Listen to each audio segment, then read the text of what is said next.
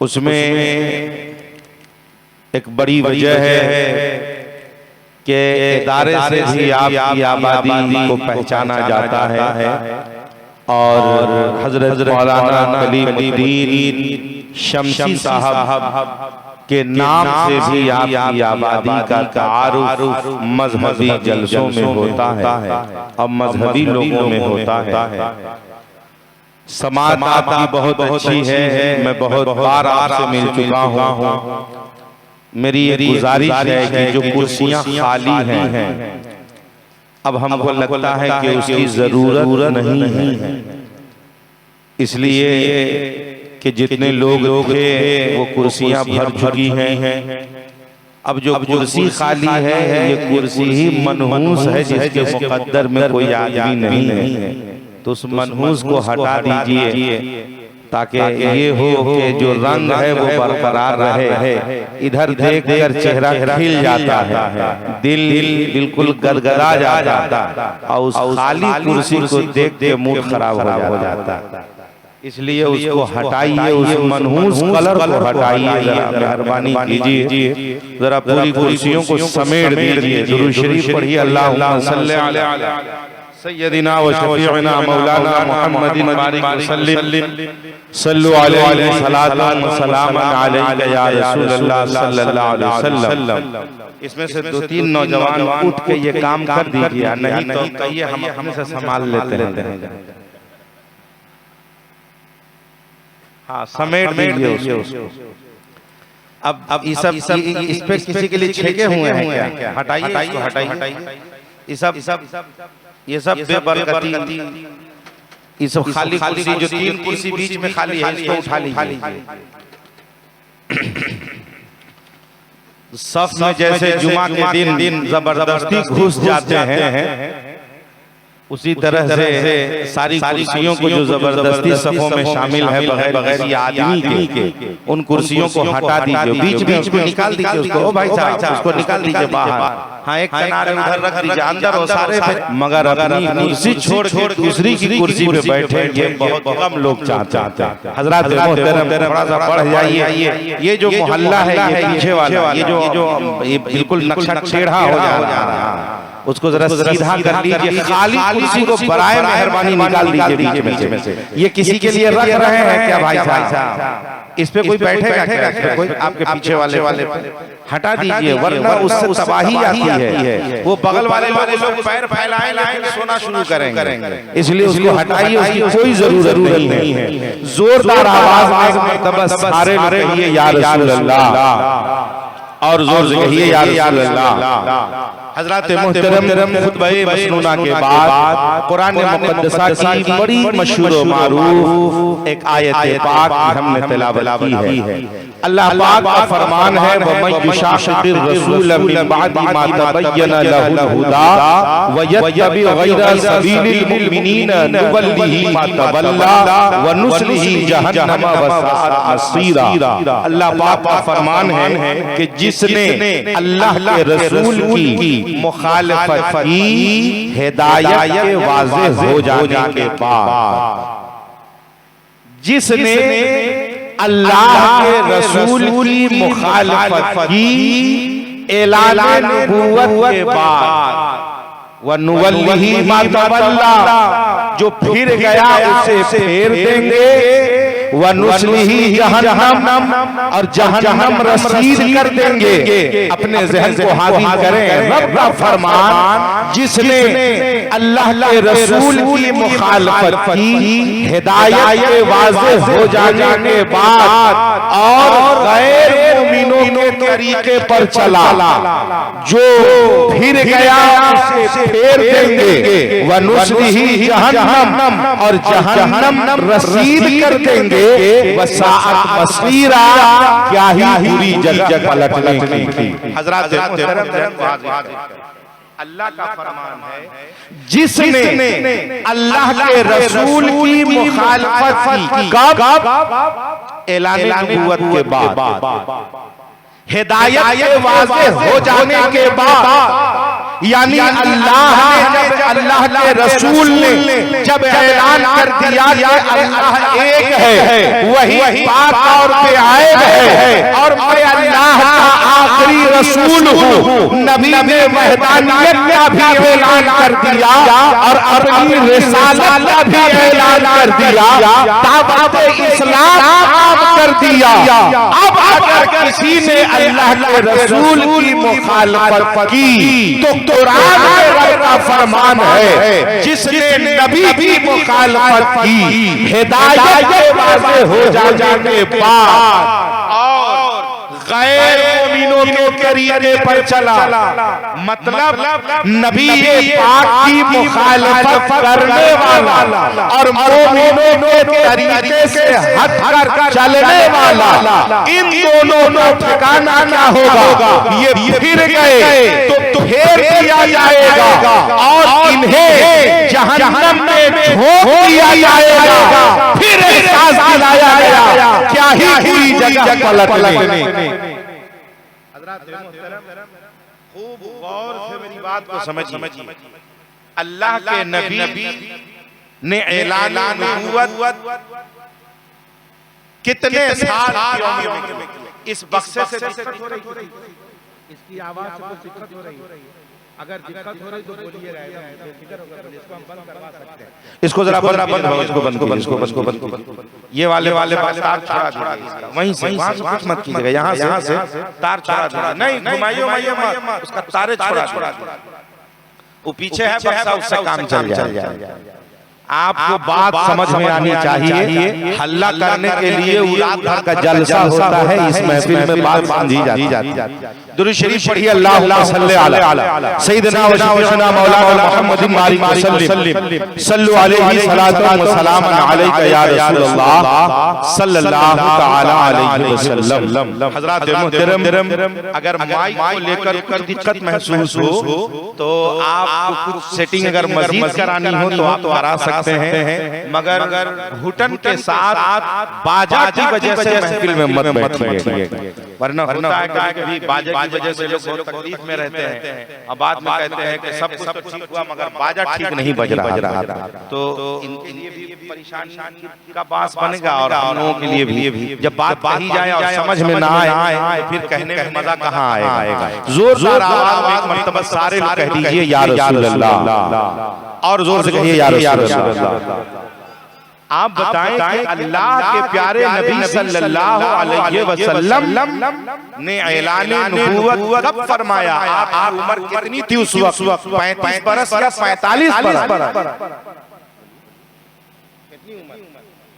अल्लाह के प्यारे नबी सल्लल्लाहु अलैहि वसल्लम ने जब ऐलान नबूवत फरमाया जबले अबू कैस से, तो आपकी उम्र कितनी थी? आका सल्लल्लाहु अलैहि वसल्लम की उम्र कितनी थी? जरा जोर से बोलिए। 40। वो करेक्ट है ना, हम 35 और 45 में आपको उलझाए हुए थे। तो जिस तरह से हम आपको अभी 35 और 45 बोले, आप सही जगह पे आ गए 40 पर। इसी तरह से एक बहुत बड़ा प्रोपेगेंडा उम्मत के सामने रखा गया कि अल्लाह के नबी को नबी बनाया गया 40 साल। क्या कहा गया? ये किताबों में लिखा गया। वो किताबें आज भी लिखी जा रही हैं, वो किताबें आज भी छप रही हैं, वो किताबें आज भी पढ़ी और पढ़ाई जा रही है, जिसमें ये नजरिया दिया जा रहा है। देखिए पागलपनी कि अल्लाह के नबी 40 साल में नबी बने। अजीब बात है, जब वो नबी हैं तो फिर 40 साल में नबी फिर क्या बने? जब वो नबी है तो फिर 40 साल में क्या बने? ज़हन को हाजिर करें, अल्लाह के नबी ने ऐलान नबूवत किया 40 साल की। अल्लाह के नबी ने अपनी नबूवत का ऐलान किया 40 साल की उम्र। अब हम आते हैं उस 40 से पहले। ज़हन को हाजिर करें, उस 40 से पहले कुरान में क्या कहा गया? जिसने नबी की मुखालफत की ऐलान नबूवत के बाद, हिदायत के वाज़ेह हो जाने के बाद, मतलब नबी पाक का जो मुखालिफ होगा ऐलान नबूवत के बाद उसका ठिकाना जहन्नम होगा। तो ये भी तो जानिए कि ऐलान नबूवत से पहले कोई मुखालिफ है मेरे नबी का। ऐलान नबूवत से पहले कोई बागी है मेरे नबी का। गौर करें आप, ये नबी पाक का एक अज़ीमुश्शान मुअजिज़ा है। नबी पाक की एक ज़ात निराली ज़ात कि मेरे आका की उम्र 40 बरस, जब तक ऐलान नबूवत न किया गया मक्का में एक भी आपका कोई मुखालिफ नहीं एक कहीं मुखालिफ नहीं। 40 साल तक मैं अब आका सल्लल्लाहु अलैहि वसल्लम की पैदाइश को बयान करूं। मेरे आका सल्लल्लाहु अलैहि वसल्लम 571 ईस्वी में पैदा हुए। आका सल्लल्लाहु अलैहि वसल्लम की तशरीफ आवरी हुई 12 रबीउल अव्वल की प्यारी तारीख थी, पीर का दिन था और सुबह सादिक की वो सुहानी घड़ी थी। मेरे आका तशरीफ लाए हज़रत आमिना खातून के गोद में, ज़हन को हाजिर करें, नबी पाक सल्लल्लाहु अलैहि वसल्लम जिस कबीले में, जिस गोद में, जिस खानदान में तशरीफ लाए, मेरे आका फरमाते हैं कि हज़रत इस्माइल अलैहिस्सलाम की औलादों में, हज़रत इस्माइल अलैहिस्सलाम की औलादों में किनाना को अल्लाह ने बहुत आज़मत बनाया था। उनकी औलादों में अल्लाह ने कुरैश को आज़मत बनाया था और कुरैश में जो बनु हाशिम शाख थी, उस शाख को खुदा ने आज़मत बनाया था। उसी शाख में हज़रत अब्दुल मुत्तलिब के घर आपके वो अज़ीमुश्शान शहज़ादे जो अपने तमाम भाइयों में निराली शान रखते थे, हज़रत अब्दुल्लाह के घर में हज़रत आमिना खातून की गोद में जो 3 वास्तों के बाद हज़रत आमिना खातून नबी मुअज़्ज़म से शजरे नसब से, दादी हाली शजरे नसब से ये दोनों एक हो जाते हैं। मतलब बाप भी लाजवाब है, माँ भी लाजवाब है, उसी गोद में मेरे आका की जलवागरी हो रही। आका सल्लल्लाहु अलैहि वसल्लम तशरीफ लाए तो मक्का के लोगों का मामूल था कि अपने बच्चों की अच्छी परवरिश के लिए उनकी जबान बेहतर हो। देहात में लोग अरबी जबान बोलने वाले, वहाँ बाहर के लोग नहीं जाते, इसलिए उनकी जबान में कोई मिलावट नहीं, फसाहत उनकी जबान में। वहाँ के आबो हवा का मामला बहुत अच्छा रहता, वहाँ के आबो हवा अच्छे रहते, इसलिए अरब के लोग अपने बच्चों की परवरिश के लिए, दूध पिलाने के लिए, दूध पीने का जमाना वो दाइयों के यहाँ गुजरता था। इस नजरिए से पूरे देहात की औरतें इस तमाम में कि जब उन्हें पता हो कि बच्चों के पैदाइश का जमाना है, उस जमाने में कसरत से औरतें आया करती थी। हज़रत हलीमा भी आई, आप पहुंची नबी मुअज़्ज़म के घर, आका सल्लल्लाहु अलैहि वसल्लम के घर गई। हज़रत हलीमा सादिया कहती है मैं पहुंची, हज़रत आमिना खातून के घर गई, उन्हें अपनी गोद में उठाया, जैसे ही उनके सीने पे हाथ रखा तो नबी पाक ने अपनी आंखों को खोल कर मुस्कुरा कर हज़रत हलीमा को देखा। उनकी मुस्कुराहट को देखकर हज़रत हलीमा बिल्कुल हज़रत हलीमा के दिल में उनके लिए बेपनाह मोहब्बतें पिरहा हो गई। हज़रत हलीमा फरमाती हैं मैंने नबी मुअज़्ज़म की दोनों आंखों के दरमियान के हिस्से को चूम लिया, अपने सीने से लगा लिया, सीने से लगाया, मुझे भी सुकून हासिल हुआ। मैं समझ गई ये बच्चा बरकत वाला बच्चा है। हजरत आमना खातून ने हजरत हलीमा सादिया के सुपुर्द कर दिया। हजरत हलीमा सादिया अपने प्यारे शहजादे नबी मुअज़्ज़म को लेकर वहां से अपने गांव आ गई, अपने गांव आ गई। आपका गांव मक्का से तकरीबन 153 किलोमीटर दूर था। आज के किलोमीटर से तकरीबन 153 किलो। शुद्धा नामी वो बस्ती जिस बस्ती में कुछ दरख्त भी थे, कुछ पहाड़ी के हिस्से भी थे, आब हवा वहां बहुत बेहतर। उस खित्ते में, उस आबादी में, उस गांव में एक कबीला रहता था जो कबीला बनु साद कबीला कहलाता था। उस कबीले में हजरत हलीमा सादिया जब नबी मुअज़्ज़म को लेकर आई तो हजरत हलीमा कहती है कि जब उनको मैं घर लेकर आई तो हमारी बकरियों का हाल ये था कि दूध इतने कम होते थे कि बड़ी मुश्किल से गुजारा होगा। नबी मुअज़्ज़म के आने की ये बरकत हुई कि एक दिन में इतना दूध हासिल होता कि 40 दिन तक अगर उसको पिया जाए तो काफी। इतनी बरकत। हलीमा सादिया के घर 7 बकरी थी। कितनी? अल्लाह, कितनी बकरी थी? 7 बकरी। रावियों ने कहा कि हजरत हलीमा सादिया कहती है अल्लाह ने इतनी बरकत की जो उस बरकत वाले बच्चे की बरकत से 4 बरस की मुद्दत में 7 बकरी से मेरे घर 700 बकरियां हो गई। इतनी 7 बकरी से 700 बकरी। ये बकरियों की तादाद जब बरकत हो रही है तो कबीला के लोगों ने कहा ए हलीमा, आखिरकार तुम क्या खिलाती हो अपनी बकरी? तो कहा कुछ नहीं। कहा क्या?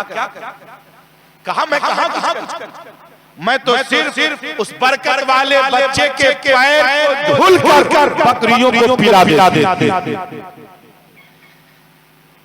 अपने शहजादे के पैर को धुल कर बकरियों को पिला देती हूँ, उसी से बकरियों में बरकत। तो कहा लोगों ने कि हम लोगों के लिए भी कुछ करो। तो हजरत हलीमा कहती हैं हमारे शौहर ने सबने फैसला किया कि आबादी में जो तालाब है उस तालाब में नबी पाक के पैर को धुल दिया जाए। चले उसी तालाब मुस्तफा जाने रहमत के पैर को धुल दे। नबी मुअज़्ज़म के पैर को उस तालाब में धुल दिया गया।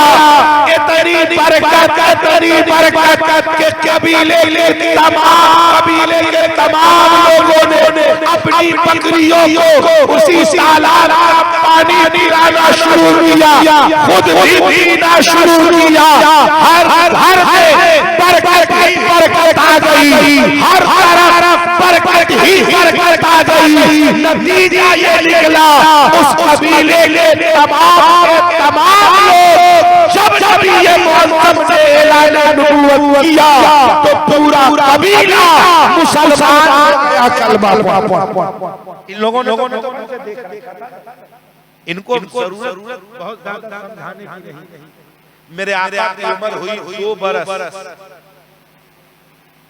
2 बरस की मुद्दत पूरी हुई तो जो मुआहिदा था कि 2 बरस पिलाना है, हजरत हलीमा सादिया आप लेकर घर पर हजरत आमना खातून के घर पर लेकर आए।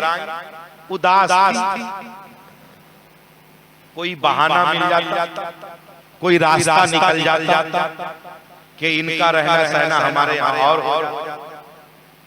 तो उस वक्त मक्का में एक मर्ज फैला अब वो मर्ज वबाई पटने वाला। तो हजरत हलीमा सादिया को मौका मिला। आपने कहा हजरत आमना खातून से कि बहन आपकी मर्जी जो आप चाहें, मगर मर्ज है शहर में, अगर चाहे तो मैं इनको ले जाऊं अपने साथ और कुछ दिन और अपने साथ रखूं, और जब ये मर्ज का जमाना खत्म हो जाए तो फिर मैं ला पहुंचा। माँ ने कहा ठीक है ले जा। तो 2 बरस की उम्र थी, ले गए फिर लेकर आई तो 2 साल और रहे। कितने साल रहे? ये जो 4 साल 2 साल हजरत हलीमा सादिया कहती हैं कि जब उन्हें बच्चे बुलाते कि आओ मेरे साथ खेलने चलो, तो वो कहते नहीं, मैं खेलने के लिए नहीं आया, खेलने नहीं जाता। हजरत हलीमा सादिया जान रही है ये तो वो है कि जब कभी खेलते तो चांद से बातें भी करते और चांद से खेला। तो जिनके खेलने के लिए चांद खिलौना बने और जिनके झूले को झुलाने के लिए हजरत हलीमा सादिया की बेटी बड़ी बेटी जिनका नाम अनीसा, वो कहती है कि जब मैं झूलाती तो कभी कभी कोई झुलाने वाला नजर भी ना आता, फिर भी झूला झूलता रहता। तो वो झुलाने वाले कोई और नहीं बल्कि फरिश्ती साथ हुआ। हजरत हलीमा सादिया कहती है मैं ख्वाहिश ही रह गई हमारी कि मैं कभी नबी के पाक के बोलो बराज को साफ कर, पेशाब पाखाने को कभी साफ कर, ये ख्वाहिश ही रही। कभी ऐसा मौका ना आया, कभी ऐसा मौका ना। अगर किसी मकाम पे पर्दे में आप बैठते रफ़े हाजत के लिए, हजरत हलीमा सादिया कहती है मैं बहुत तेजी से बढ़ती कि मैं उसको मैं साफ करूं, तो मेरे पहुंचने से पहले वो चीजें वहां से गायब होती। वहां बदबू नहीं बल्कि उस इलाके में खुशबू पाई। आम बच्चा नहीं है, ये हजरत हलीमा सादिया को भी पता था। मेरे आका सल्लल्लाहु अलैहि वसल्लम का 4था साल गुजर रहा। हजरत हलीमा सादिया के बेटे जिनका नाम अब्दुल्लाह बिन हारिस था, वो उबैदुल्लाह बिन हारिस वो बकरियों को लेकर जंगल जाया करते थे। तो आका सल्लल्लाहु अलैहि वसल्लम कभी के साथ ये देखिए हर नबी की ये नबवी खसलत और सुन्नत है बकरी चराना, बकरी की खिदमत करना, उसकी देखरेख करना, ये अंबिया की खसलत में शामिल है। बेशुमार नबियों ने बकरियों की परवरिश की है, उसको चराया है, खिलाया, खिदमत की। अल्लाह ने अपने महबूब को ये खसलत अपने महबूब से बचपन में ही पूरी करा।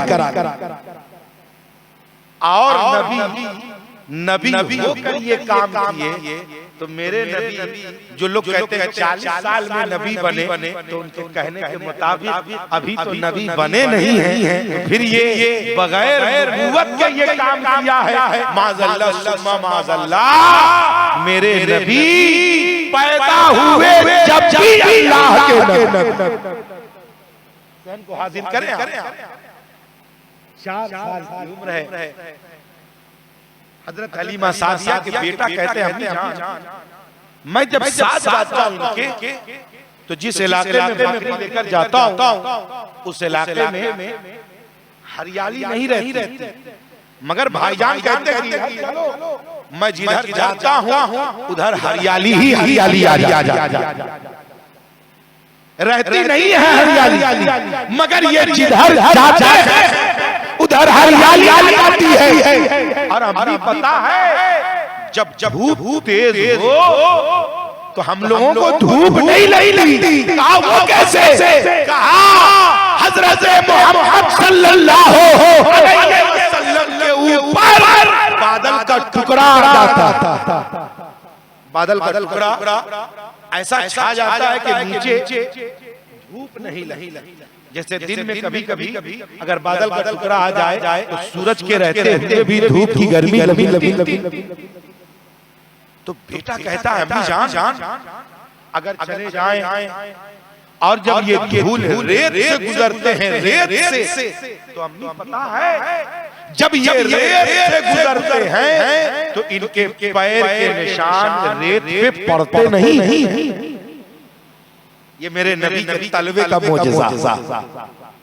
यानी रेत गर्दे पर धूल पर नबी गुजरे तो आपके तलवे का निशान जमीन पे न पड़ रहा है। हजरत हलीमा के शहजादे कह रहे हैं कि अम्मी जान जब ये पत्थर से गुजरते हैं तो ऐसा लगता है कि पत्थर खमीर पर गया है और इनके कदम के निशान पत्थर पे नजर आ रहा है। अरे माँ हम लोग धूल से चलते हैं तो हमारे निशान पे पड़ जाते हैं, पत्थर पे चलते हैं हमारे निशानात पत्थर पे नहीं मिलते, मगर ये चलते हैं तो रेत पर इनके निशान नहीं मिलते, पत्थर पर के निशान मिलते। चौथा साल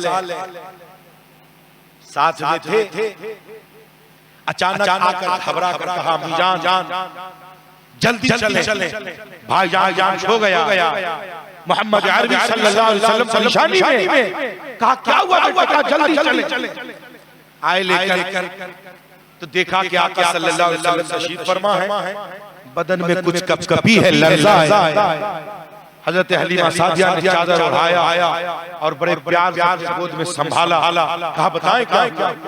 तो फरमाते हैं कि शख्स आए, उन्होंने मुझे लेटा दिया, मेरे सीने को चीर दिया और मेरे दिल को निकाल फिर धुल दिया, फिर धुल कर मेरे अंदर उसको रख दिया, फिर मेरे सीने को सिल दिया। कहा बेटा कहाँ? जब सीने को देखा गया तो सीने पे कहीं दाग भी नहीं है। हजरत हलीमा सादिया के शहजादे कह रहे हैं हाँ अम्मी जान सीने को चीरा गया, हमने भी देखा। ऐसा नबी पाक के साथ चार मरतबा। कितनी मरतबा हुआ? बोले कितनी मरतबा हुआ? मेरे नबी के सीने को 4 मरतबा चाक किया गया। कितनी मरतबा? 4 मरतबा। पहली मरतबा जब आपकी उम्र 4 बरस की थी, दूसरी मरतबा जब आपकी उम्र 10 बरस की थी, तीसरी मरतबा जब आपकी उम्र 30 बरस की थी, और चौथी मरतबा जब आप मेराज पे तशरीफ ले जा रहे तब। जो कहे नबी हमारी तरह है, उनके कभी पेट का ऑपरेशन करा के देखिए दाग कितने दिन तक रहता है। एक दुनियादार एक मामूली अगर जख्म हो जाए उसका दाग बरसों रह जाता है, ऑपरेशन करा ले उसका दाग बरसों रह जाता है। नबी मोहम्मद के सीने को 4 मरतबा चाक किया गया, मगर कहीं कोई दाग नहीं। दाग रहे वो बशर्ते तो, मगर हम कैसे नहीं, वो नूर आला नूर थे। जब ये माजरा देखा हजरत हलीमा ने कि इनके सीने को चाक किया गया, डर गई, घबरा गई। वे सोची कि बाप इनके पैदा होने से इनके वालिद दुनिया से तशरीफ ले गए, वालिदा बेवा हैं, उस बेवा के पास तो बस यही एक सहारा, उनको संभाली और बड़ी जल्दी मक्का लेकर पहुंची। हजरत आमना खातून से पूरा माजरा बयान की तो हजरत आमना ने कहा तुम घबराती क्यों हो? तुम इससे घबराती हो जब मेरा शहजादा दुनिया में आया तो अचानक ये मेरी गोद से उठा लिया गया। मैं मक्के में बैठी थी और मैं मक्के से सोए शाम की बिल्डिंगों को देख रही। हर तरफ खुशी ही खुशी और हर तरफ से बशारतें ही बशारतें हमें मिल रही। हजरत आमना ने कहा घबराने की बात नहीं है, मगर उन्होंने कहा बाबा बच्चे को अपने सुपुर्द कर ले, कबूल कर ले। मैंने इनकी बहुत खिदमत करी, अल्लाह इसका बेहतरीन अजर हमें अता करेगा। हजरत हलीमा सादिया कुछ दिन ठहरी, वहां से तशरीफ ले गई। आका सल्लल्लाहु अलैहि वसल्लम की मां हजरत आमना खातून सलामुल्लाह अलैहा ने ये तय किया कि अब चले इनके वालिद के नानिहाल से इन्हें घुमा कर ले, इन्हें नानिहाल, इनके नानिहाल हजरत आमना लेकर गई, मदीना में घुमा दिया, वापस लेकर आ रही थी। तो मदीना और मक्का, वहां से मक्का एक जगह है जिसका नाम है मकाम अबवा, वहां से मक्का रह जाता है 263 किलोमीटर और मदीना रह जाता है 222 किलोमीटर।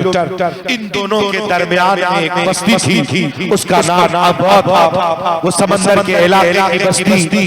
वहीं पर हजरत आमना खातून की तबीयत नासाज हुई, आपका इंतकाल हो गया। वहीं उन्हें दफन किया गया। हजरत आमना के साथ एक कनीजा भी का नाम था उम्मे ऐमन, जो हजरत अब्दुल्लाह की कनीजा थी। उन्हीं के साथ नबी मुअज़्ज़म 6 बरस की उम्र में मक्कतुल मुकर्रमा में तशरीफ लाए। अब आपके दादा की परवरिश, पैदा हुए तो बाप का साया सर से उठ चुका था। 4 बरस के हुए तो जो एक रज़ाई माँ जो बेपनाह मोहब्बत करती है, उन्होंने लाकर हकीकी माँ के सुपुर्द कर दिया। ये विदाई का गम। 6 बरस के हुए तो माँ दुनिया से तशरीफ ले गई। और जब मेरे आका की उम्र 8 बरस की हुई, कितनी 8 बरस की हुई तो हजरत अब्दुल मुत्तलिब पर्दा फरमा, दादा का इंतकाल हो गया। अब शफीक मेहरबान चचा जनाबे अबू तालिब ने अपनी कफालत में ले लिया, परवरिश में ले लिया। अब जनाबे अबू तालिब का बयान सुनिए। वो कहते हैं कि जब मैं अपने बच्चों को खाने पे बैठाता तो बच्चे खा भी लेते, भूखे रहे। और जब दस्तरखान पे मोहम्मद अरबी को बैठा देता तो थोड़े ही खाने में सब पेट भर जाता। कभी दूध पीने के लिए अगर मैं पहले मोहम्मद अरबी सल्लल्लाहु अलैहि वसल्लम को देता और ये पहले दूध पीते, उसके बाद मेरे तमाम बच्चे दूध पीते, सबका पेट भर जाता, मगर दूध खत्म ना होगा। और कभी अगर मेरा बच्चा पहले दूध पी ले तो वो अकेले दूध खत्म कर देता, सब बाकी रही। जनाब अबू तालिब कहते कि मैं सबको कहता खबरदार अभी कोई खाओ मत, मोहम्मद अरबी को आ जाने दो, उनके आने से बरकतें आ जा। हजरात मोहतरम ज़हन को हाजिर करें। इन्होंने जनाब अबू तालिब आका सल्लल्लाहु अलैहि वसल्लम की खूब खिदमत। आपकी उम्र आका सल्लल्लाहु अलैहि वसल्लम की उम्र हुई 8 बरस, तो दादा इंतकाल, अब मेरे आका की उम्र हुई 10 बरस। तो आपके चचा जनाबे ज़ुबैर साथ लिए, भतीजा से इनको प्यार था, साथ लेकर शाम के काफिले के साथ यमन की तरफ रवाना हुए। आप यमन की तरफ रवाना हुए। जब आप लेकर इनको गए तो एक मकाम पर गए, वहां एक बहीरा राहिब मिला। तो उसने कहा, दावत दिया पूरे काफिले को और कहा इनसे इब्ने जुबैर से कहा, आपके चचा से कहा कि इनको कहां लेकर जा रहे हैं?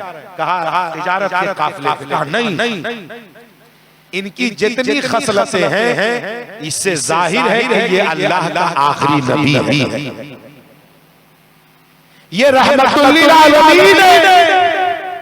अगर आप इनको आगे लेकर जाएंगे तो वहां अगर यहूद और नसारा के आलिमों ने इन्हें देख लिया तो कहीं इनका कत्ल न हो जाए, लिहाजा वहीं से वो वापस लेकर मक्का आ गए। मेरे आका की उम्र हुई 12 बरस, तो 12 बरस की उम्र में जनाबे अबू तालिब अपने साथ लेकर गए, तिजारत के काफिले के साथ लेकर गए। तो फिर रो कहा कि इनके अंदर जितनी खूबी है ये सब बता रही है खूबियां कि ये अल्लाह का आखिरी नबी है। इन्हें शाम लेकर न जाए वरना जान खतरा। वो वापस लेकर चले आए। मेरे आका सल्लल्लाहु अलैहि वसल्लम की उम्र हुई 25 बरस। कितनी उम्र हुई? 25 बरस। इस उम्र में मेरे आका ने कई सफर किए और जो भी सफर किया जा रहा कामयाब। हर सफर में मुनाफा, हर सफर में फायदा ही फायदा। अब इस मुनाफे वाले सफर पर देखकर हजरत खदीजतुल कुबरा ने पैगाम निकाह भेजा।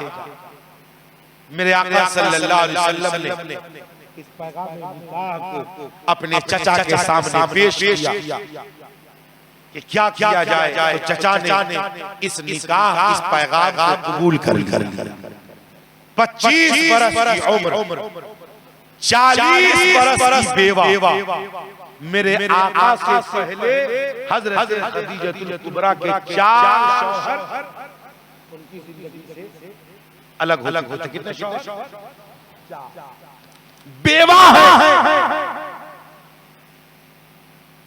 उनको अपनी निकाह में लाकर 25 बरस की उम्र मेरे आका की और 40 बरस की उम्र जिनसे निकाह कर रहे हैं उसे बेवा। 30 बरस की उम्र तो 29 या 30 बरवायत दिगर मेरे आका के घर में आपकी बड़ी साहबजादी हजरत ज़ैनब पैदाइश। 3 बरस के बाद हजरत रुकैया पैदा हुई। उनके 2 बरस के बाद हजरत उम्मे कुलसूम की पैदाइश हुई।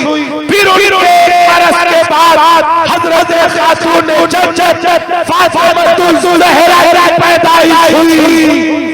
हाजिर करे मेरे आका की उम्र हुई 35 बरस की।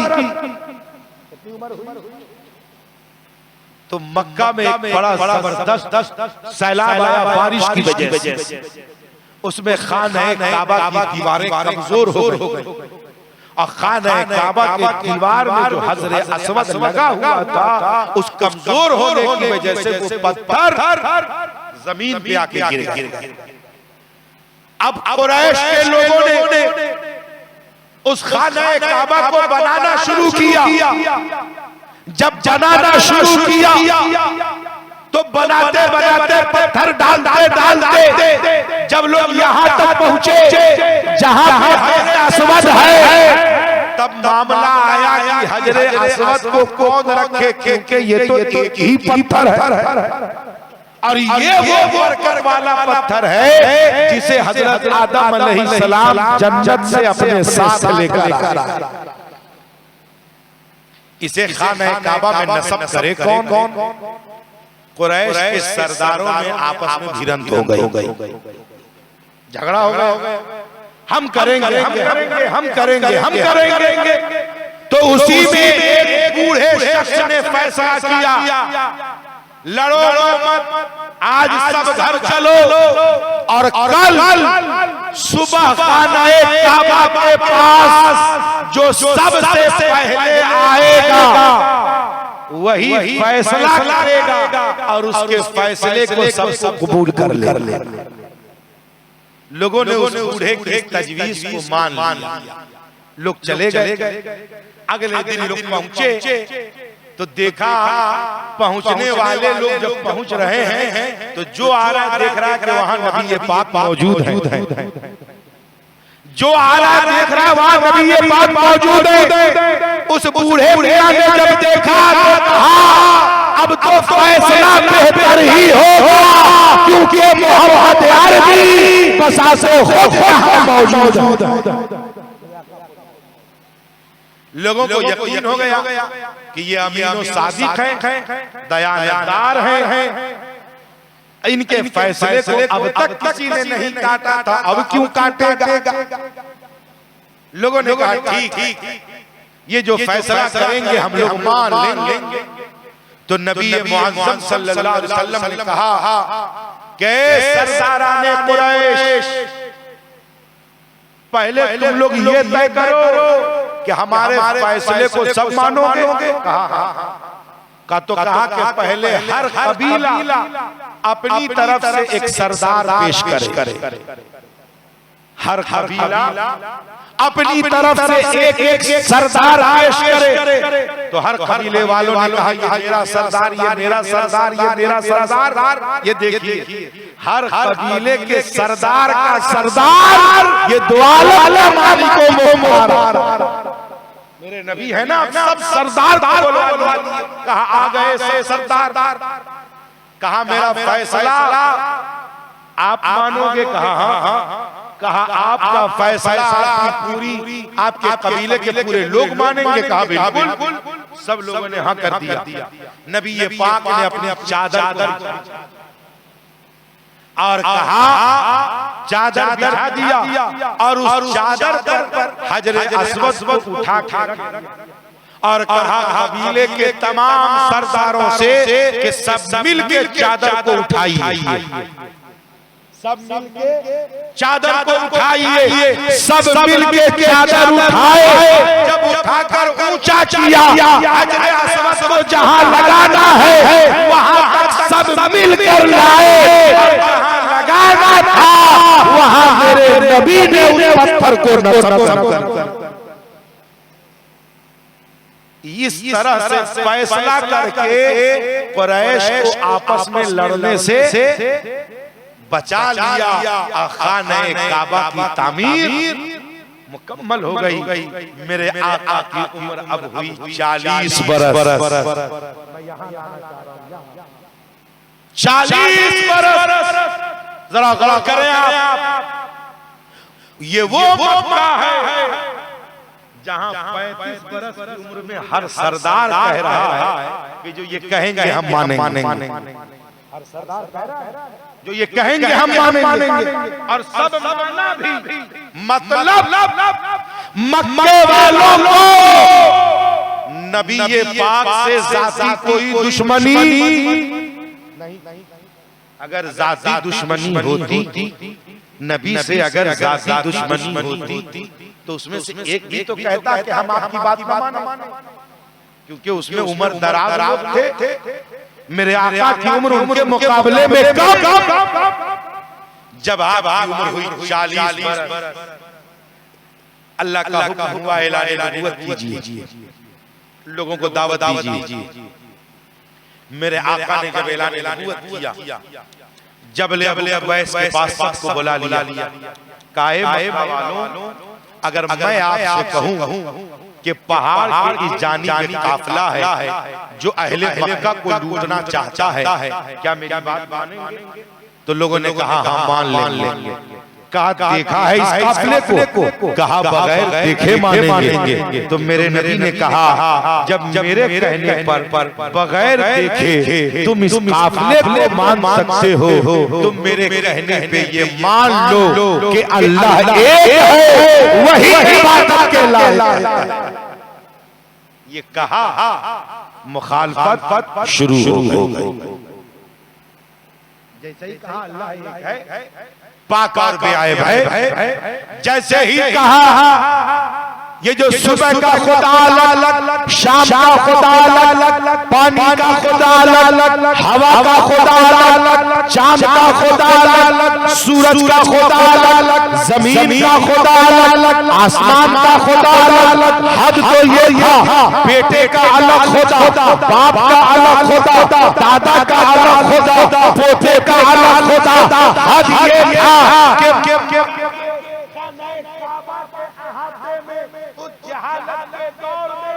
लोगों ने 360 खुदाओं को नस्ब कर रखा था। कोई कहते थे मेरा खुदा ये है, कोई कहता था मेरा खुदा ये है, कोई कहता था मेरा खुदा ये है। मेरे नबी ने कहा नहीं नहीं, खुदा की तादाद एक से ज्यादा नहीं है, खुदा एक है, वो हमेशा से है और हमेशा तक रहेगा। उसको किसी ने नहीं बनाया बल्कि सबको उसी ने बनाया। हज़रात मोहतरम, अल्लाह की वहदानियत का ऐलान और अपनी रिसालत का ऐलान किया, लोग बागी हो गए। दुश्मनी इस हद पहुंच गई, इस हद तक कि मेरे आका सल्लल्लाहु अलैहि वसल्लम 3 बरस तक खुफिया तौर पर यानी छुप कर इस्लाम की दावत देते रहे। हुक्म था कि खुफिया तौर पर इस्लाम की तबलीग की जाए। 3 बरस में 39 लोग मुसलमान हुए। आका सल्लल्लाहु अलैहि वसल्लम ने दुआ किया, एक अबू जहल के बारे में और एक हजरत उमर के बारे में कि इन दोनों में से किसी से को इस्लाम की नेमत दौलत को मिल जाए जिससे इस्लाम का सर बुलंद हो जाए। ये दुआ कबूल हो गई हजरत उमर के हक। हजरत उमर मुसलमान बने तो हजरत उमर ने कहा या रसूल अल्लाह, अब हम लोग छुप के इबादत नहीं करेंगे बल्कि खुल्ला खाने काबा में इबादत करेंगे। एक तरफ हजरत अमीर हमजा है, पाक के चचा आगे और एक तरफ हजरत उमर है। इन दोनों को देखकर डर के मारे सामने ना आए, सब छुपे रहे, सब छुपे रहे। ये आए खाने काबा में आए, इबादत किए गए। अर्ज ये करना है कि मेरे आका सल्लल्लाहु अलैहि वसल्लम के सहाबा पर अब जुल्म और सितम के पहाड़ जाने लगे और लोगों ने ये तय किया कि उनको नजरबंद किया जाए। तो उसे तारीख में शैबे अबी तालिब के नाम से एक बाब बाज़ाब्ता कायम है। उन्हें पर्दे में तो रखा गया मगर लोगों की कोशिश थी कि इन्हें कैद करके हम इस्लाम को रोक देंगे, मगर इस्लाम रुका नहीं। आज दुनिया के चप्पे चप्पे में मुसलमान पाए जाते हैं। अज़मत इस्लाम के तरारा पे जाते हैं। ज़हन से हासिल करें आका सल्लल्लाहु ताला अलैहि वसल्लम का ये प्यारा ज़माना गुज़र रहा। लोगों ने अबू जहल ने हद कर दिया, साजिशें रच के हद कर दी। क्या किया उसने? बाहर से लोगों को बुलाता तंज के तौर पर कि वो आकर फैसला करें और इन पर दबाव बनाए। तो बाहर से लोगों को बुलाता वो दबाव बनाने के लिए, तो जिसको भी बुलाता बस उसी के दिल में नबी पाक की मोहब्बत बैठ जाती, वो भी इस्लाम का सिपाही बन जाता। एक दिन अबू जहल ने प्लान बनाया कि अब उनको जिंदा ही गड्ढे में डाल देते हैं। कहिए माअज़ल्लाह, कहिए माअज़ल्लाह।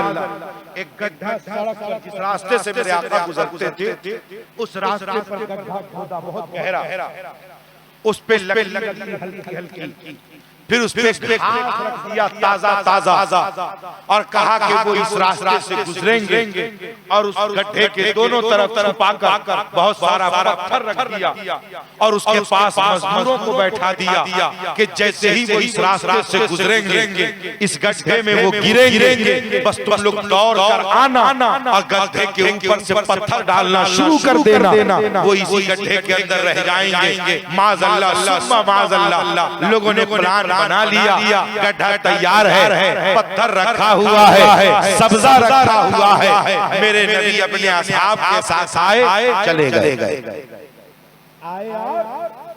चले गए अबू जहल से पीछे आया देर के बाद कि चलें अब देखें हम जो प्लान तैयार करके आए हैं उस प्लान में कुछ न कुछ तो जरूर हो गया होगा। वो आया अब इतने अच्छे से मिलाया था कि पता न चले कि वो सब्जा कहाँ है।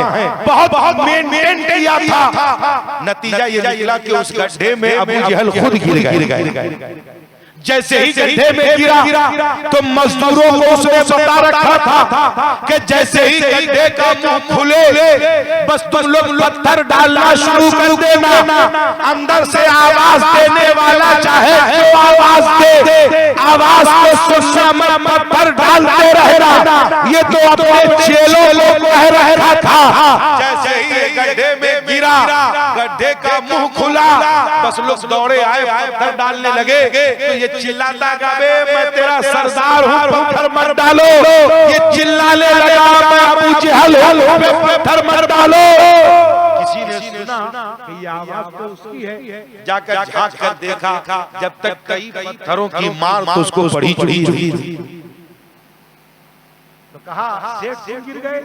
कहा हाँ। कहा अरे जिनके लिए गड्ढा तैयार किया वो चले गए और आप इसमें गिर गए। चलो निकाला जाए। अब उसको निकालने के लिए रस्सी डाली जाए। तो जो भी रस्सी डाली जाए ऊपर से रस्सी डाली जाए और जमीन अपना काम करे।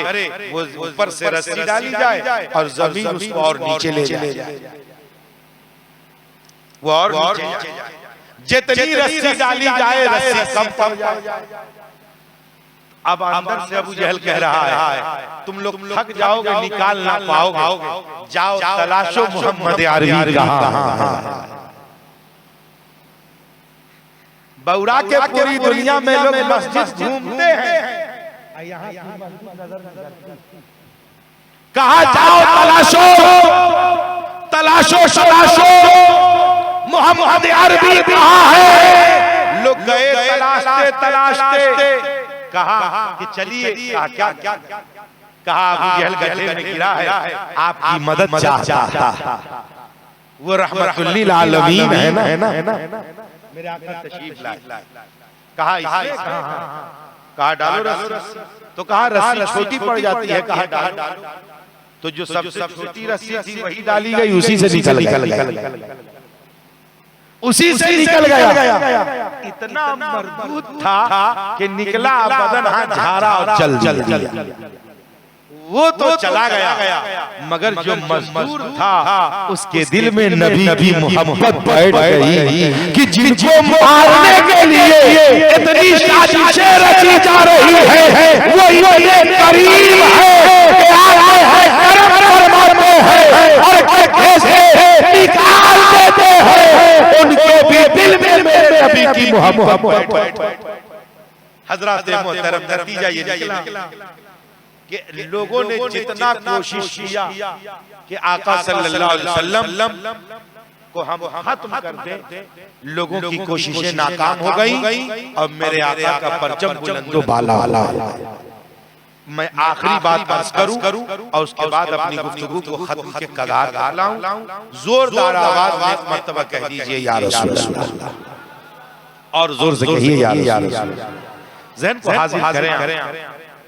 आज हम जो ताने सुनते हैं ना, आप भी सुनते हैं ताने, हम लोग सुनते, सब लोग सुनते हैं। आप सुनते हो या ना सुनते हो, हम लोग ज्यादा अपनों का ताना, गैरों का ताना, इनका ताना, उनका ताना, ये कान अब सुनने के लायक नहीं रहा। मगर याद रखें आप, नबी ये पाक पे मोहब्बत का मामला जितना हक मेरा है इतना आपका। आप पूछ हमसे ज्यादा जरूर होगी, इसलिए कि हम आपसे ज्यादा जानते हैं, इसलिए नहीं कि हम मौलाना इसलिए पूछोगी, नहीं, हमने नबी की तालीम को, नबी के प्यारे को, नबी के फरमान को हमने ज्यादा जाना है, इसलिए हमसे ज्यादा पूछो। हाँ, अगर आपने पैसा ज्यादा कमाया है तो पैसे के बारे में हमसे ज्यादा आपसे पूछोगी। अगर आपके पास ताकत ज्यादा है तो आप ताकत के बारे में ज्यादा पूछोगी। अगर आपके पास अक्ल ज्यादा है तो आपसे अक्ल के बारे में पूछोगी। अगर आपके पास इल्म ज्यादा है तो उसके हवाले पूछोगी। मगर बचेंगे हम नहीं बचेंगे आप, कोई नहीं। मेरे दोस्त, इनके उनके चक्कर में हम जितना पड़े हुए हैं, अगर एक चक्कर हम लगा लें किसका, नबी ये पाक के प्यारे तरीके पे आ जाए। कुरान ने कहा सबीलिल मुमिनीन, और मोमिनों के तरीके पर चला, मतलब जो मोमिनों के तरीके पर चला। तो मोमिन से मुराद कौन है? ये मोमिन से मुराद कौन है? ये सहाबा की ज़ात है, ताबईन तबे ताबईन की ज़ात है, खुलफाए राशिदीन की ज़ात है, औलियाए आमिलीन की ज़ात है, ये सालिहीन की ज़ात है, उलमाए रब्बानीयीन की ज़ात है, ये आबिदीन उम्मत की ज़ात है, ये अल्लाह वालों की ज़ात है। हम इनके तरीके पे भी चले तो हमें अल्लाह के रसूल के तरीके पे चलना।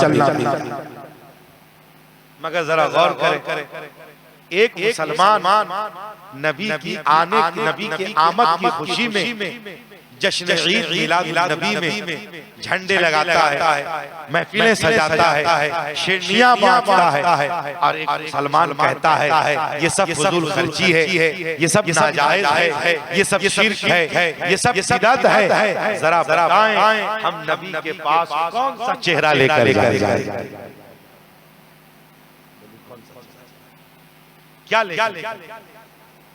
हमारे घर बेटा पैदा हो, आपके घर बेटा पैदा हो, बेटी पैदा हो, आप मिठाई बांटें, आप दावत खिलाएं, और नबी पाक जब पैदा हुए तो अल्लाह ने क्या क्या बांटा पता है? मुअर्रिखीन हज़रात लिखते हैं कि जिस दिन नबी पाक पैदा हुए उस दिन दुनिया में पूरे बिलखुसूस पूरे मक्का में, और मुअर्रिखीन ने लिखा पूरी दुनिया में कहीं अल्लाह ने किसी माँ के गोद में बेटी को नहीं, उस दिन सबके घर बेटा ही पैदा होता। नबी तो रहमत है, बेटी रहमत, नबी रहमत। तो जब नबी आए रहमत बनकर तो उस दिन बेटी आई। बेटा क्यों? मेरे आका जिस दिन आए अल्लाह ने हर में बेटा अता किया। अल्लाह को ये गवारा नहीं था कि मेरा महबूब रहमतुल लिल आलमीन बनकर जाए और मेरे महबूब की माँ हजरत आमना खातून खुशी मनाए। हे दुनिया की माओ, मेरे नबी की माँ खुशी मना रही है, इसलिए दुनिया की हर माँ खुशी मनाएगी। हर माँ के घर में बेटा, हर माँ खुशी मना रही है। क्यों? कि मुस्तफा आ गए हैं बाहर। ज़हन को हाजिर करें, मेरे आका सल्लल्लाहु अलैहि वसल्लम के सामने एक सहाबी जिनका नाम है हज़रत आसिम अंसारी रज़ियल्लाहु ताला अन्हु। आपकी उम्र थी तकरीबन 80। मेरे आका की उम्र है 40 और 45 के दरमियान की उम्र है। तो हज़रत आसिम अंसारी ने मेरे आका से पूछा,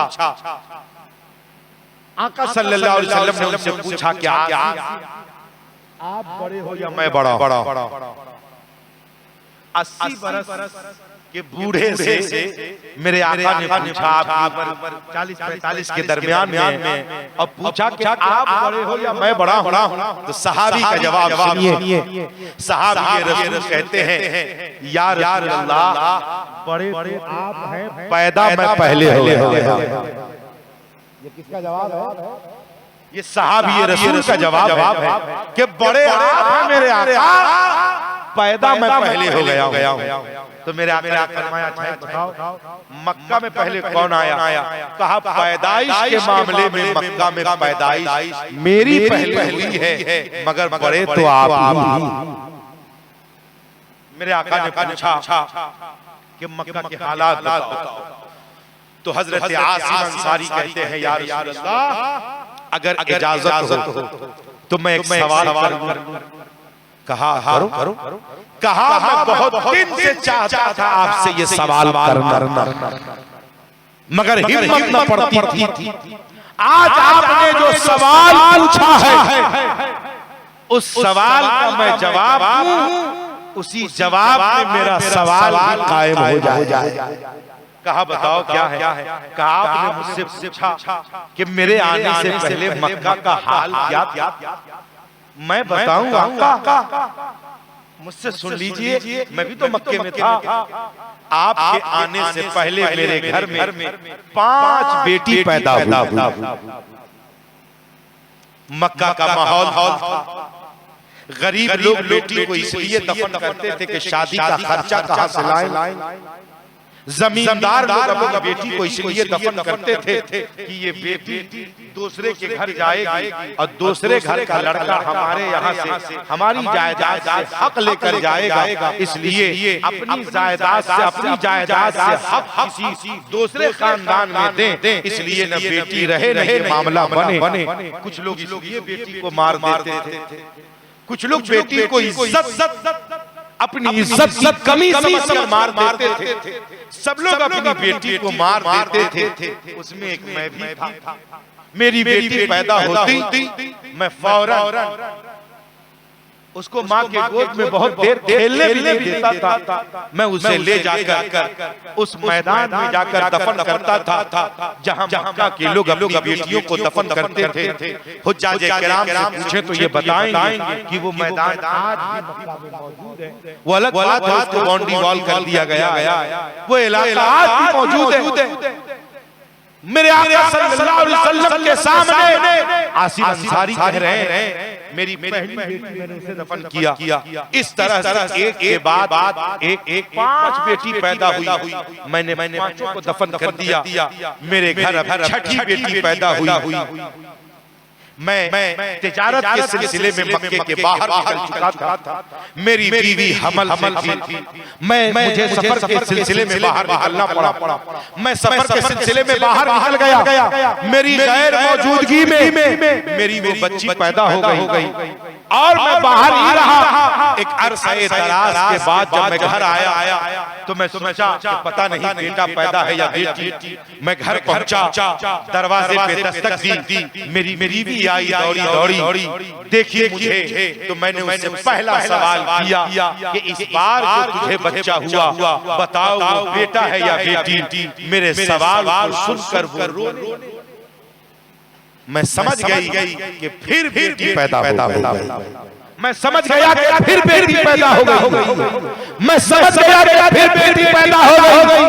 वो मेरी बीवी मेरे सामने से हट गई, घर के अंदर गई, अपनी बेटी को अपने गोद में ले ली।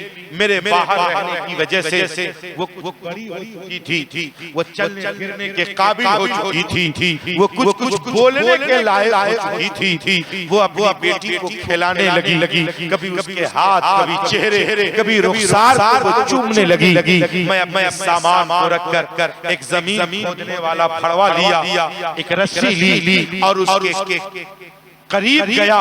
बेटी के कलाई पकड़कर मैंने कहा चल तुझे भी दफन कर दूं। जैसे ही मैंने बेटी के कलाई पकड़ के खींचा, इतना कहना था कि अचानक गैब की आवाज आई, आसिम ठहर जा। उस आवाज मुझे लड़जा, मैं कांपने लगा। मैं मेरे घर के दरो दीवार हिलने लगे। मैं परेशान रहा। जब सुकून मिला मैं फिर कलाई को पकड़ा, घर के बाहर लेकर आया। फिर मुझे आवाज मिली, आसी ठहर जाओ। मैं नहीं, मैं चलने लगा। रास्ते में अजीब हवा चल रही थी। बार बार आवाज देने वाला आवाज दे रहा था, आसी ठहर जाओ, आसी ठहर जाओ। तो मेरी बेटी कहती है, बाबा जान लगता है ये आवाज देने वाला आप ही को आवाज दे रहा है। हजरत यासीन ये कहकर रोने लगे और कहने लगे, आका बेटी को रहमत बताने वाले आका बहुत देर हो गई, वरना मेरे भी घर 6 बेटियां होती। शैतान के गिरफ्त में इस कदर आ चुका था कि उस आवाज पर कोई असर न हुआ। मैं उसको लेकर उस मैदान में पहुंच गया। मैं गड्ढा खोदने लगा। मेरी छोटी सी शहजादी उस काम में मेरा हाथ बटाने लगी। अपने ही छोटे छोटे हाथ से वो मिट्टियों को किनारे करने लगी। एहसास मुझे न हुआ। गड्ढा मैंने तैयार कर दिया। उस गड्ढे में मैंने उसे लेटा दिया। वो लेट गई। जैसे ही उस पर मिट्टी डालना चाहा तो आवाज आती है, आसिफ ठहर जाओ। हजरत यासीन कहते हैं, आका ये आवाज हर बार से ज्यादा दर्दनाक। मेरी बेटी खड़ी अब मुझसे कहती है, बाबा जान आप मुझे दफन मेरे रगों में तो आप ही का खून है ना। हजरत यासीन कहते हैं, मगर उसके कहने का मुझ पर कोई असर न हुआ। मैंने उसे गड्ढे में लिटाया। वो उठ जाती थी बार बार। तो साहबी तड़प कहते हैं, आका मैंने अपने दाहिने पैर को उसके कलेजे पे रखा, बाएं पैर को गड्ढे के किनारे मिट्टी को खींच कर उसके चेहरे पर, उसके जिस्म पर डालना शुरू किया। इस तरह से मिट्टी के अंदर मैंने अपनी जिंदा बेटी को दफन किया। 5 बेटियों को दफन किया। वो दर्द, वो तकलीफ, वो एहसास नहीं जो एहसास मुझे छठी बेटी के दफन करने के बाद हो रहा है। मेरे आका जब मेरे तलवों को एहसास हुआ कि ये मर चुकी है, मैंने अपने पैर को बाहर निकाल दिया, मिट्टी को बराबर कर दिया। जब यकीन हो गया कि ये अब निकलेगी नहीं, मर चुकी है, मैं वहां से आ गया। मगर पूरे रास्ते उस दिन से लेकर आज तक एक सवाल में उलझा हूं कि 5 बेटी पैदा हुई, आवाज देने वाला कोई नहीं था। छठी बेटी को जब दफन करने जा रहे थे तो ये आवाज देने वाला मेरे आका मुझे पता है इस सवाल का जवाब आपके अलावा दुनिया में कोई नहीं दे सकता है। मेरे आका बता दे कि वो आवाज देने वाला कौन था। नबी रहमत के आंख में आंसू के कतरात आ गए। मेरे आका ने फरमाया, ए आसिफ सुनो, जब तुमने अपनी 5 बेटियों को दफन किया तो मैं दुनिया में आया नहीं था, मगर जब तू अपनी छठी बेटी को दफन करने जा रहा था तो मैं दुनिया में अपनी माँ की गोद में आ चुका था। अल्लाह की रहमत को ये जमाना नहीं था कि रहमतुल्लिल आलमीन आमद हो गई हो और बेटी पर जुल्म से पहाड़ तोड़े। इसलिए खुदा की रहमत तुझे रोक रही थी कि आसिफ ठहर जाओ, बेटियों को रहमत बताने वाला आ गया है। आसिफ ठहर जाओ, बेटियों को हक दिलाने वाला आ गया है। आसिफ ठहर जाओ, बेटियों को इज्जत दिलाने वाला आ गया है। माओ की इज्जत बढ़ाने वाला आ गया है। तो हजरत आसिफ कहते हैं, आका एक बेटी को निकाह करने वाला जब वो जन्नत का हकदार हो जाएगा, मैं तो 6 बेटे का बाप था, मैं भी जन्नत का हकदार हो जाता। अब आप कहते हैं तड़प कर, मेरे मौला मेरे आका, खुदा मेरे इतने सारे गुनाह को माफ करेगा। तो अल्लाह के नबी ने कहा, ए आसिफ सुनो, जाहिलियत के दौर में तूने जो कुछ किया और तूने तौबा करके जो कलमा पढ़ लिया है, जिस इस्लाम के दामन को तूने थाम लिया है, अल्लाह ने तेरे पिछले तमाम खताओं को माफ कर दिया। तेरे गुनाह चाहे जितने हो, अल्लाह ने सब माफ कर दिया।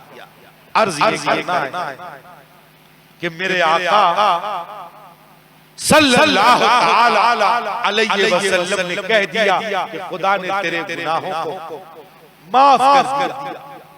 सच्ची तौबा कर तेरा हर मुश्किल काम आसान हो जाएगा।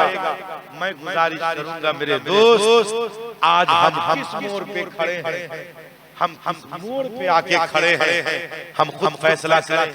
नबी पाक पर दुरूद पढ़े हुए हमें कितना दिन हो जाता है, हमको खुद से ये सवाल करने की जरूरत है। हमारी ज़बान तो हमेशा दुरूद से तर रहनी चाहिए। हम विरदे दुरूद पाक में हमेशा हमें मशगूल रहना चाहिए। अर्ज़ ये करना है कि आज जो आप मिलाद शरीफ कर रहे हैं, ये जो निकालेंगे आप, ये जो आप अशआर पढ़ेंगे आप, यकीन जाने कोई आपसे कहे कि ये सहाबी का तरीका नहीं है, तो आप उनसे लड़िएगा मत, उनसे झगड़िएगा मत, उसको सिर्फ इतना कहिएगा तुम पार्टी की रैली निकालो, हम तुम पे फतवा देते, हम तुमको मुशरिक कहते, हम तुमको बिदअती नहीं कहते, तुम अपना बर्थडे मनाओ, हम तुम्हें बिदअती नहीं कहते, तुम अपनी शादी का सालगिरह मनाओ, हम तुम्हें बिदअती नहीं कहते, तुम अपने बच्चे का जन्मदिन मनाओ, हम तुम्हें बिदअती नहीं कहते, तुम अपनी बेटी की शादी में खूब लुटाओ, हम तुम्हें बिदअती नहीं कहते, तुम अपने घर में मार्बल टाइल्स लगाओ, हम बिदअती नहीं कहते, तुम मस्जिदों में एसी लगाओ, हम बिदअती नहीं कहते, हम नबी के नाम पर जुलूस निकालते हैं, इतनी बड़ी गाली मत दो मुझको, मुशरिक मत कहो, हम नबी की याद में सलाम पढ़ते हैं, इतनी बड़ी गाली मत दो मुझको, मुशरिक मत कहो, मुझको बिदअती मत कहो। अरे तुम भी बहुत ऐसे काम करते हो जो न सहाबी ने किया है, न ताबई ने किया है, न तबे ताबई ने किया है, मगर तुम कहते हो जायज है। और हम तो नबी की याद में जुलूस निकालते हैं, हम तो नबी की याद में मनाते हैं। अब कोई हमें मुशरिक कहे तो ये गाली है।